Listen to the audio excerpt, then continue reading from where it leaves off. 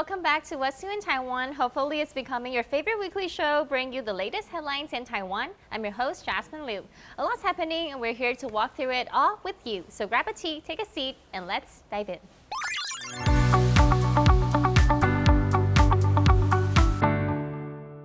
Let's start with a major political development that's got Taiwan buzzing. The recall movement against legislators has officially entered its third phase. According to the Central Election Commission, 24 recall cases targeting lawmakers, all from the KMT, have been officially approved. And that's not all. Hsinchu Mayor Kaohsiung, who is currently suspended, is also facing a recall vote that brings the total of to now being called a 24+1 scenario. So what's happening next? The big date to remember is July 26th. That's when the public will head to the polls to decide whether those officials stay or go. And if you're planning to vote, good news. The Ministry of Labor has confirmed that eligible workers will receive a full day off to cast their ballots. Not sure how to mark your ballots? Don't worry, the Central Election Commission has released sample ballots showing you exactly where to stand for agree or disagree. Be sure to take a look before heading to the polls. Next up, let's turn to the 10 Talks for National Unity, a newly launched political initiative led by President Lai. In his opening address, President Lai emphasized that Taiwan and China are not subordinate to one another. It's a strong statement affirming Taiwan's identity and sovereignty, one that sparked passionate conversation across the entire country.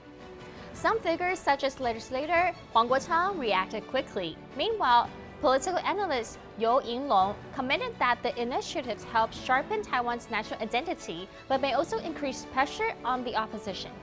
However, Taichung Mayor Lu Shouye raised concerns that President Lai's message might not fully reflect the expectations of ordinary citizens. But there's more ahead. July is being declared National Unity Month. The government is rolling out nationwide civil defense drills and community resilience exercises. One of the more eye-catching events, a full-scale air raid shelter demonstration at Ximen MRT station in Taipei.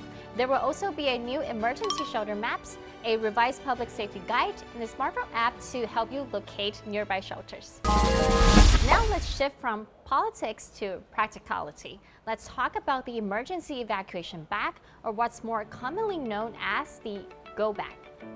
With frequent earthquakes shaking Taiwan recently, disasters preparedness is top of mind. Just last week, the American Institute in Taiwan Kaohsiung branch shared a Facebook post showing what they keep in their go-backs. It's got a lot of people talking. The U.S. State Department commended that Taiwan is located in a disaster-prone region. They strongly support efforts here to boost community resilience and reminded American citizens abroad to always be prepared.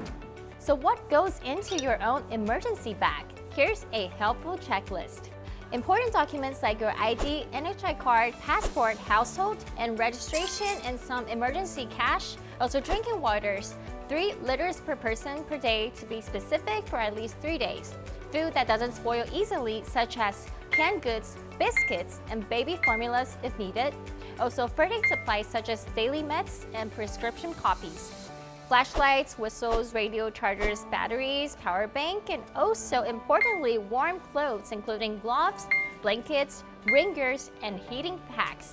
And also, hygiene items are important. Tissues, sanitizers, masks, thermometer, and even a spare key. So that is a lot to cover. Being prepared doesn't mean being afraid. You don't have to buy everything all at once. Start small and build up your kit over time. Whether it's for earthquakes, typhoons, or anything else, a well-packed go-bag is peace of mind you can carry. Taiwan's population continues to decline. In May, only 8,433 babies were born, which is the lowest number ever recorded.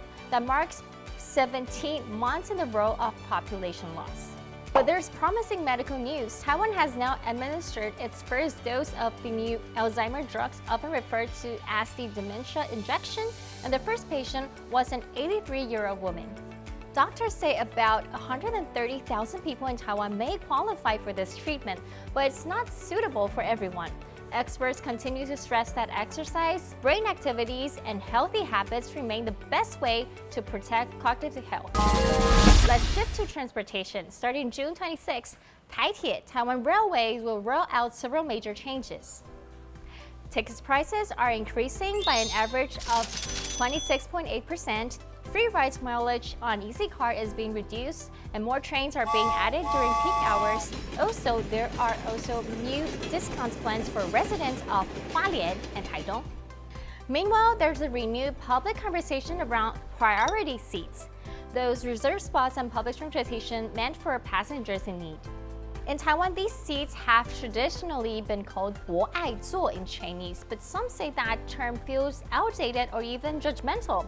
Lawmakers from both sides of the aisles have now proposed bills to update the legal wording.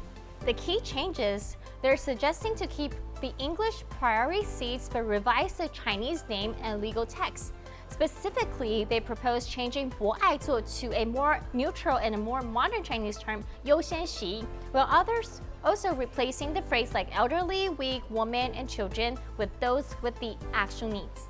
During a legislative hearing on June 23rd, Minister of Health and Welfare Chiu Taiyuan voiced his support, saying the shift reflects love and inclusion and ensures anyone in need, not just visibly vulnerable individuals, feel comfortable using the seats. And now something to look forward to this summer. Starting July 1st, the scenic Chengqing Lake area in Kaohsiung will be free to enter. The city government is taking over management and wants to make it more accessible to everyone. So if you're planning a weekend getaway, why not pack a lunch and spend a peaceful day lakeside? It's a budget-friendly and full of natural beauty, perfect for a sunny break from city life. And that's a wrap for this week's What's New in Taiwan. From political change to public health, disaster prep, and train upgrades, Taiwan is moving forward, one thoughtful step at a time.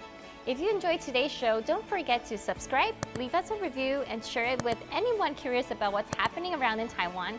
I'm Jasmine Liu, and I'll see you next week.